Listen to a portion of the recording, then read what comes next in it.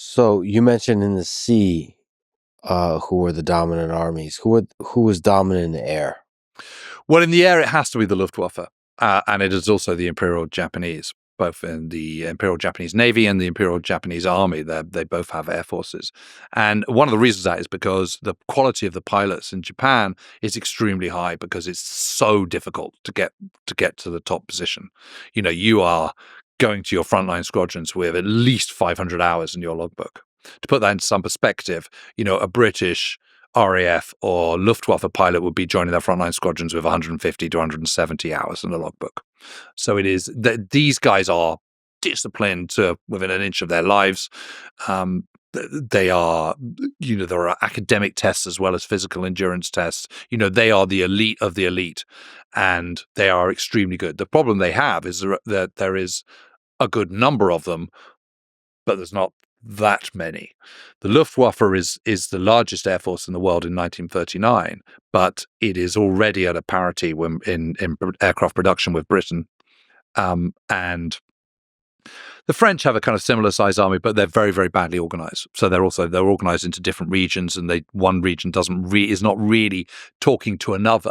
And one of the problems that when Case Yellow, the German invasion of the West, starts, France's army of the air is spread throughout France and has its own little areas. So you have one bunch of fighters and bombers in that block in the Marseille area. You have another block in kind of on the Brittany coast, and you have another block in around Sedan, and you have another that. So consequently, they're never able to kind of bring their full strength to bear. So it's although they've both got about 3,500 aircraft on paper, and about 2,500 that are fit to fly on any one given day, the Luftwaffe, because they're the aggressor, can choose how they mass their aircraft and where they attack and at when. So, in other words, the Luftwaffe can send over overwhelming amounts of bombers and fighter planes and pulverize a French airfield and catch them napping. And because the French don't have a defense system, they can't see whether they're coming. So their only hope is to kind of take off and just hope they stooge around the sky and hope they bump into some Luftwaffe. And of course, that's inherently inefficient, and they get destroyed. And they get destroyed in penny packets rather than en masse. Difference with the RAF is the RAF is not done on an Air Force basis where you have each air corps or air fleet has a handful of bombers, a handful of fighters, a handful of reconnaissance planes. They have different commands. So they have bomber command, fighter command, training command, coastal command, and they all have very specific roles. So they're structured in a completely different way. And that's because they're an island nation, and because they see their role militarily in a different way, and because the rearming that Britain has done in the 1930s is all about defense. It is not about aggression at this point, not about taking it to the enemy. It is showing you're tough, but also first and foremost getting your ducks in a row and making sure that you don't get defeated. So this is the principle behind the world's first fully coordinated air defense system, which is the radar chain. It is the observer corps. It is control rooms. It is interesting technology such as identification friend or foe, IFF, which is where you have a little pulse, so you have these control rooms and you have a map table and you have a tote board in front of you where you can see what squadrons are airborne, what state of readiness they're at, whether they're engaging the enemy. Little lights come on and show you. You can see weather maps, you can see the cloud ceiling, you see all of that at a glance. Then you're on a dais, and then down in front of you is a massive great map of southern England. You've got croupiers kind of moving plots, so you can, through a combination of radar, which picks up a kind of a rough idea of what's coming towards you, combined with the observer corps, you have overlapping observer corps stations all over Britain, covering every single inch of airspace over Britain, looking up into the air and seeing how many aircraft there are and at what height they are. And you have a little thing called a pantograph, which is a piece of equipment which helps you judge altitude. You then ring through that. That all comes into the control room along with the information from the radar stations, which is going into a single filter room at Fighter Command headquarters, which is then being pushed straight back out to the sector stations. So this information is being updated all the time. So you have a plot and it looks like it might be, enemy bombers 30 plus, for example. that's constantly being adapted. So as more information comes in, you would change that, and then you can see that actually it's only 20 aircraft or 22 aircraft or whatever. So you're updating that, and that little figure is put on your little plot and moved across, and so you can see. And then because you can identify your own aircraft, you can then see where they are moving, and you're also on. The guys in the air are on the radio to ground controllers who are in these control rooms, and they're saying, okay, well, if you proceed at, Angels 18,000 feet, on a vector of, 150 degrees, you should be seeing your enemy bombing formation any moment now. And what that means is that you're not on the ground when the enemy are coming towards you with their bombers to hit your airfield, which means you're in the air, so that all they're doing is hitting a grass airfield, which you've already got bulldozers and diggers and graders and lots of scalpings and earth ready to fill in the potholes. And it means you're good to go. And it means, as a consequence of all that, when the Germans do launch their all-out assault on Adler Tag, Eagle Day, on the 13th of August, 1940, the British are ready. They can see them coming, they know what to expect, and they can anticipate. And it means that they're not being caught with their trousers down on the ground. And as a consequence of that, of the 138 airfields there are in RAF airfields there are in Britain, only one of them is knocked out for more than 48 hours in the entire summer of 1940, and that's Manston on the tip of the Kent coast, which is abandoned for the duration. So these are the two biggest air forces. So those are the two biggest air forces. So Luftwaffe, we should say German. I mean, they're like the legendary, the terrifying Air Force. They are. Maybe they're slightly believing their own hype. There's no question about it. Well, the rest of the world is also, right? They've just had it too easy. So they don't have ground controllers. They don't have an air defense system in Germany, because why would you need an air defense system? We're going to be the aggressor. There's no scenario where we'll have to defend the airspace of the Third Reich because we're on the offensive.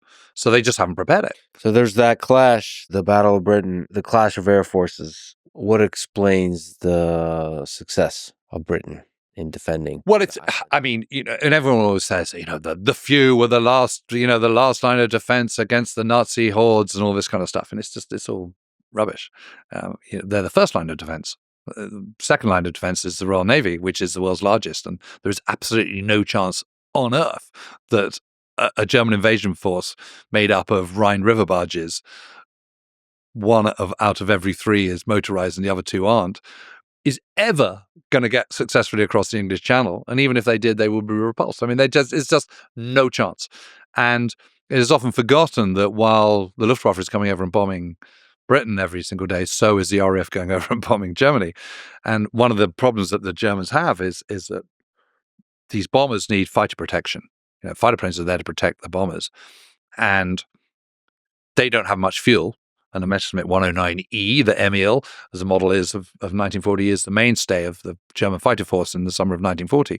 And they don't have much fuel, so they need to conserve their fuel, which means they need to be as close to Britain as they possibly can, which is why the majority of them are all in airfields which are hastily created in July 1940 following the fall of France in the Pas-de-Calais, which is the closest point. That's where the channel is its narrowest and all the rest of it, and also in the northern Normandy. And that's where they're flying from. But what that means is that even if you're completely rubbish at bombing, which the British are in 1940, they haven't developed those navigational aids that create untold accuracy by the end of the war. In 1940, they don't have that luxury. It's a target-rich environment. I mean, you can barely miss if you go over to the Isle of, over to the Pas-de-Calais. I mean, it's just like one huge, great kind of hub of fighter airfields. And consequently, that means that every single German squadron, which only is 12 airplanes strong on establishment, and very often even fewer than that, always has to leave 2 airplanes behind to defend their own airfields. And it's really interesting when you look at kind of prisoner of war statements from Luftwaffe ground crew that have been downed. They're all bugged in a holding place called Trent Park. You can see the transcripts of these conversations. They're all going about how annoying it was that the RAF are over every night and they can't sleep. And, if only they just shut up and leave them alone and not bomb them. This is just part of the narrative of the Battle of Britain that's completely left out. It's always the stocky, the plucky few against the kind of the Nazi hordes and all the rest of it. And it's a complete misnomer. And by that time, aircraft production in Britain is massively outpacing the Germans. And the best ratio that the Germans achieve in 1940 is July 1940, when the British produce 496 new Hurricanes and Spitfires single-engine fighters, and the Germans only produced 240 single-engine fighters. That's the best ratio. And of course, that is the British outproducing the Germans 2-1. And what that means is by the end of October 1940, when the Battle of Britain is sort of, officially designated as being over, the single-engine fighter force of the Luftwaffe is less than 200 from 750 or whatever it was in the beginning of July, whereas the British fighter force had been 650 or whatever at the beginning of July, is now well over 750. And Britain is outproducing. Yeah, by to a massive degree. And that continues. And, that is a ratio that just increases as the war progresses. I mean, Britain produces 132,500 aircraft in the Second World War. America produces 315,000. So why is there this legend of the Luftwaffe? Well, because it's the spearhead of the Blitzkrieg. So it has to do with the Blitzkrieg. It's all to do with the Blitzkrieg. The Luftwaffe becomes the kind of the bogeyman of the Third Reich. They're blamed for everything, but that's because they're completely abused. They're the only part of the Third Reich's armed services, the only part of the Wehrmacht being the Navy, the Army, and the Air Force, that is in constant use the whole time, or constant abuse, I should say. In Britain and America, they rotate their pilots really, really carefully. By the time that you've got the 8th Fighter Command, for example, part of the mighty 8th, the 8th Air Force operating in Britain. By the end of 1943, you would have in a squadron that would have 16. You would never have more than 16 airborne from a squadron at any one time. You would have 40 to 45 pilots to service 16 in the air, and similar number of aircraft, which means you're not overusing these guys. And what would happen is by that stage of the war, by 1943, a young fighter pilot coming to a Thunderbolt squadron or a Mustang squadron, for example, at the end of 1943, beginning of 1944, he'd have 350 hours of consecutive flying. And because you can train in America, in Florida or California or Texas or wherever, you can process many, many more people because the training is much more intense, because you've got clear skies. So it's not a question of we'd like to take you out Fritz this morning, but it's a bit cloudy and the RAF are over, or the 8th Air Force are over, so we can't fly today. So in Germany, pilot training is constant, aircrew training is constantly being interrupted by the war, by shortage of fuel, by inclement weather, etc., etc. In America, you have none of those problems. And Britain, because of its global reach, also has training bases in what was Rhodesia, now Zimbabwe, in South Africa, in Canada as well. And so you're able to process these guys much better. You're able to give them more training. So that when they come, they're absolutely the finished article as pilots. What they're not the finished article as is, say, a bomber pilot or as a fighter pilot.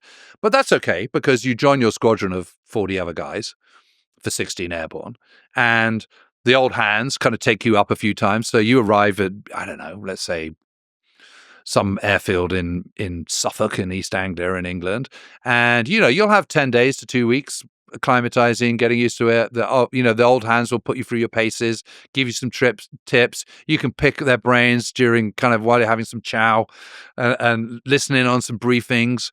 Then the first mission you do will be a milk run over to France, where the danger is kind of pretty minimal, and you can build up your experience so that by the time you're actually sent over on a mission to Berlin or Bremen or the Ruhr or whatever, you're absolutely the business. So qualitatively and quantitatively, you are just vastly superior to anything the Luftwaffe has got. The Luftwaffe by that stage, in contrast, 1940, new pilots coming to frontline squadrons with 150, 170 hours in their logbooks. Less than 100, 90, 92 hours, something like that. It's not enough. Mm-hmm. And they're just being flung straight into battle, and they're getting absolutely slaughtered. And they're also, because their machines are quite complicated, there's no two-seaters really. So no two-seater trainers. So the first time you're flying in your Focke-Wulf 190 or your Messerschmitt 109, it's this horrendous leap of faith for which you, as a young, bright Luftwaffe fighter pilot, know that you're not ready for this. And it can bite you. Something like a a Messerschmitt 109, has a very high wing loading. So it's very maneuverable in the air, but it's got these tiny wings. It's got this incredible torque, this Daimler-Benz DB605 engine with its huge amount of torque, and it just wants to flip you over.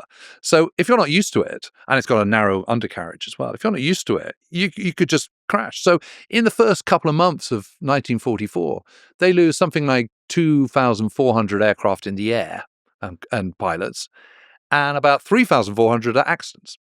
So it has to do with training, really. Yeah. Not training enough. It's training and resources and supply. And the Second World War, more than any other conflict, is a war of numbers. There are differences, the decisions that generals can make. There are moments where particular brilliance and bravery can seize the day, take the bridge, hold the enemy at bay or whatever. But ultimately, you're talking about differences which might make a month's difference, 6 months difference, maybe even several years difference. But ultimately, there's a certain point in the Second World War where the outcome is absolutely inevitable because the guys that lose can't compete with the numbers that the guys are going to win at. So in that sense, you could think of World War II as a battle of factories. Yes.